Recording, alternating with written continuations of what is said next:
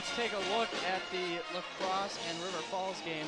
La Crosse is pulling away with 34 points and River Falls with 27 with 4 minutes remaining in the third quarter. We'll keep you updated on that game, as that game has a lot to do with what Oshkosh's future will hold in the WIAC tournament.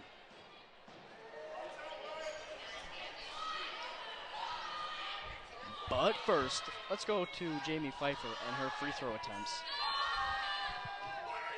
And she'll nail the first one.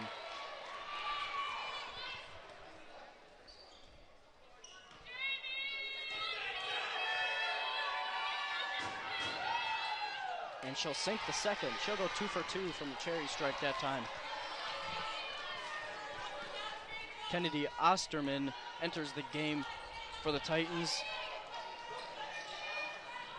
And so does Allison Forney, who had the buzzer beater 3. And Hardwick will get the ball stolen away. Yeah, she just got a little overpowered there. Olivia Hurl checks in for the Pointers. Shot from Pfeiffer won't fall. Rebound by Hardwick. And Osterman looking to lead the charge. Oh, look at that. A little Nova play right there. And Osterman gets a wide open lane. Can't finish, though. See if they can run that again and try to finish on that.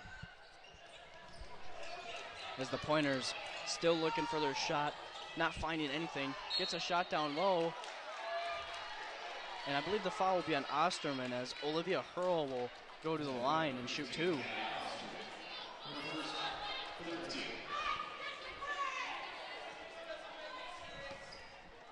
And you guys can't see this on the broadcast, but Kennedy Osterman just went over to the bench, and her coaches are letting her know that she can't have that foul.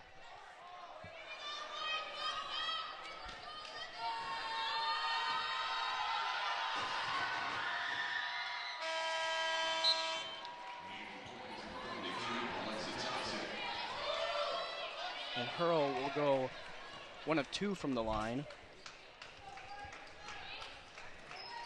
As Oshkosh slowly bringing the ball up. Possession in Osterman's hands. Out to Jorgensen. Hardwick being patient with it now. Jorgensen will fire. Shot off on the left.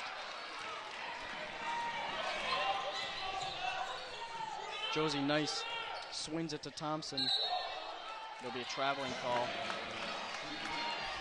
I think she tried to do a hop step, and when she went, she didn't have both feet down. Instead, she dropped 1 foot and then carried the other foot, which causes that travel. When you want to hop step, you want to hop on both feet to establish a pivot foot then. I feel like most of their turnovers tonight have been because of that reason, from traveling. So I don't know what they're going to have to do in practice to clean that up, but they're going to have to do something. And a missed shot from Hummel will give possession back to the Pointers. And then a stolen ball from Forney will give it to Hummel, who's looking to drive. Nothing there as it gets ripped away from Hummel. There's a foul on the floor. Not quite sure what we have yet. It looks like the ball will be inbounded underneath the basket. So just a foul on the floor. No shooting foul. And Douglas checks in for Hummel on the Titans bench. Yeah, she took a hard hit after that fast break attempt. 2:48 remain in the third quarter. Jorgensen has the ball. Forney fires a 3. It's an air ball. Call that a pass. Rebound by Osterman.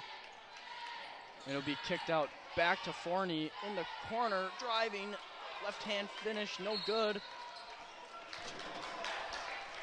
There'll be another foul called.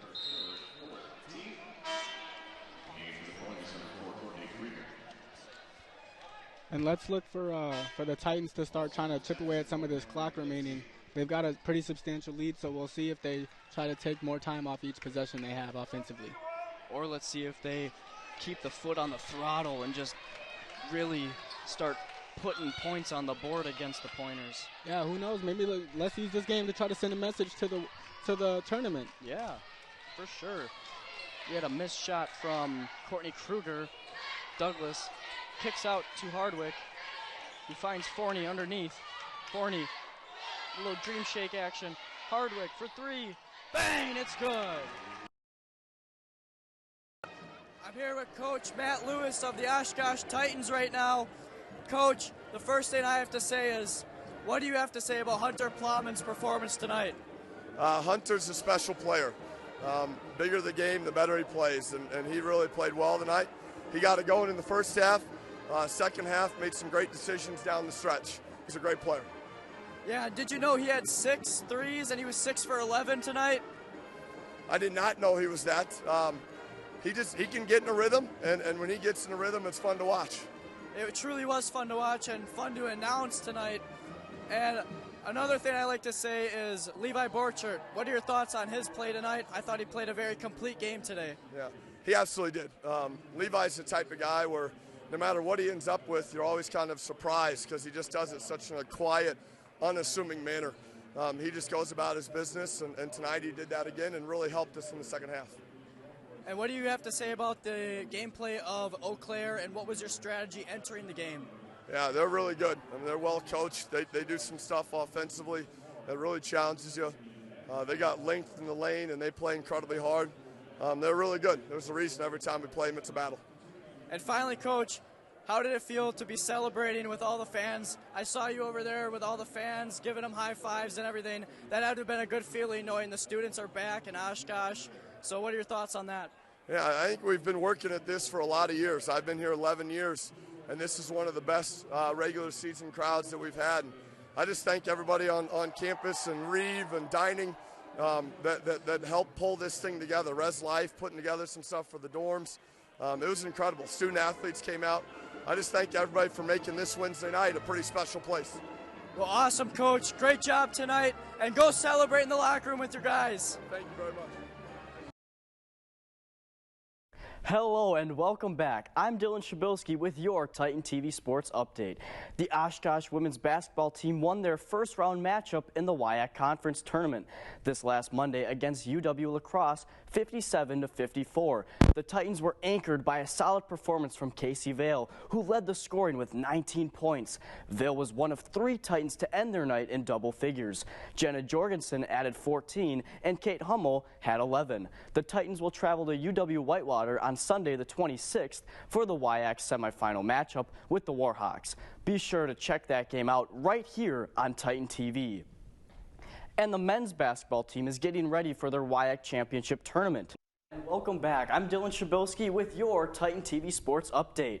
After clinching their second straight WIAC regular season title against 40 minutes of Cross playoff-like 11th, basketball. the Titans men's basketball team ended their regular season with a win over Stevens Point, 96-76. The 96 points were a season high for Matt Lewis's Titans, which included 5 players in double-digit figures.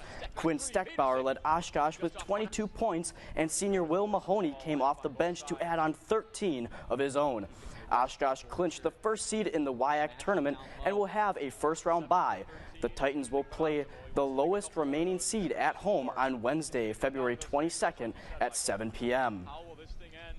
The Oshkosh women's basketball team rolled past UW Stevens Point 56 points from your 3 seed. The Titans' defense limited the Pointers to scoring under 10 points in the first 3 quarters. The Pointers scored 7 points in the first quarter, 9 in the second, and 9 in the third. The Titans had a 38-16 lead going into halftime. Casey Vale and Ava Douglas led the Titans with 11 points apiece. Douglas also led the Titans with 9 rebounds. The Titans will be back in action for the first round of the WIAC tournament against UW-La Crosse at 7 p.m. in the Kolf Sports Center. The 49ers are going with Mr. Irrelevant, or should I say Mr. Relevant. The Niners GM stated that Purdy earned the right to start in 2023 over Lance.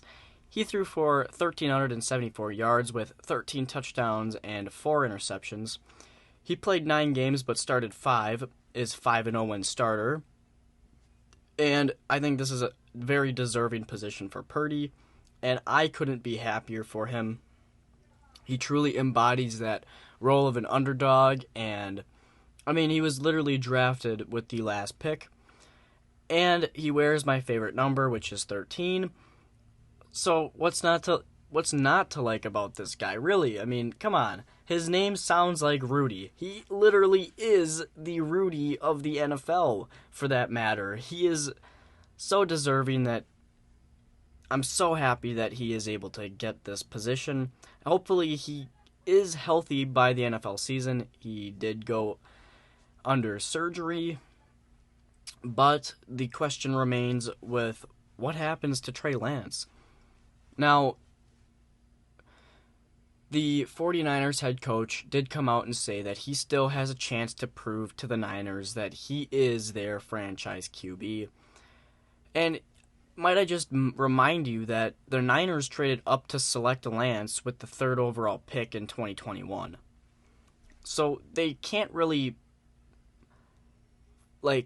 move on, but they need to see some big development. And it has to outshine what Purdy was able to do in the circumstances that he was dealt. So, I mean, Purdy being that 3rd option at quarterback, he came in and literally did everything he could to put the Niners in the best possible position to win. And Trey Lance, he got injured early on, but he didn't really look too well when he was playing. So, I don't know. I'm rooting for Purdy personally, but I understand if there's people that want to root for Lance. And there's no doubt in my mind that there are people that want to root for Lance.